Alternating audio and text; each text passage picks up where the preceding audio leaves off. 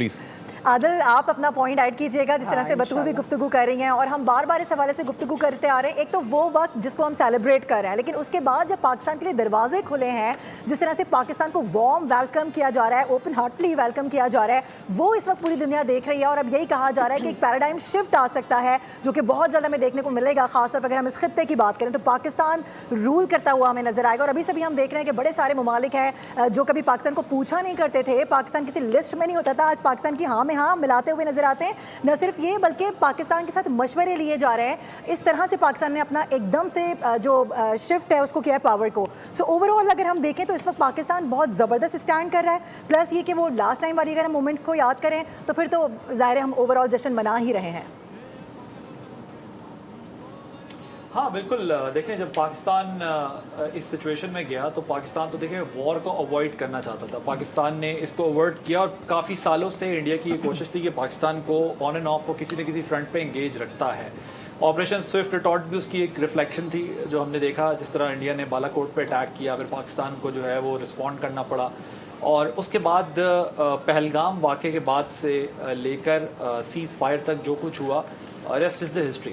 लेकिन उस सारे पीरियड के अंदर एक चीज़ हमें ये देखने को मिली कि पाकिस्तान ने अपनी एक रिस्पॉन्सिबल स्टेट होते हुए हमेशा ये ऑफ़र की कि अगर आपके पास कोई एविडेंस है, इंडिया को कहा अगर आपके पास कोई किसी किस्म की कोई आप एलिगेशन लगाते हैं, आपके पास कोई प्रूफ्स हैं, आप आएँ इंटरनेशनल फोरम पे आएँ, हमारे साथ शेयर करें, हम आपके साथ कोऑपरेट करने को तैयार है, लेकिन ये एलिगेशन ना लगाएं। लेकिन इंडिया ने कंसिस्टेंटली पाकिस्तान को कोशिश की सप्रेस करने की, कॉर्नर करने की, पाकिस्तान को अंडर प्रेशर लेने की, इंटरनेशनल फ्रंट्स पर पाकिस्तान को यूनाइटेड नेशन से लेकर दीगर फोरम्स के ऊपर जो है वो पाकिस्तान को आइसोलेट करने की। और मेरा तो ये बड़ा स्ट्रॉन्ग बिलीव है कि ये डिवाइन इंटरवेंशन थी जो हमने इस वक्त इस बुनियानुल मरसूस में देखी है।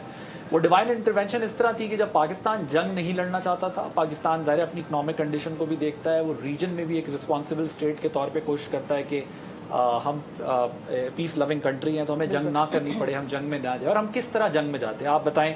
जिस मुल्क के कराची से लेके पेशावर तक जो है वो दहशतगर्दी के वाक़यात थे, जिसमें इंडिया की फितनतुल हिंदुस्तान और फितनतुल खवारिज के ज़रिए ऑलरेडी इंटरवेंशन थी। बलूचिस्तान और KPK के अंदर दहशतगर्द जो है वो इंडियन बैग दहशतगर्द जो थे, रॉ बैग दहशतगर्द जो थे, वो ऑलरेडी यहाँ पर दहशतगर्दी फैला रहे थे।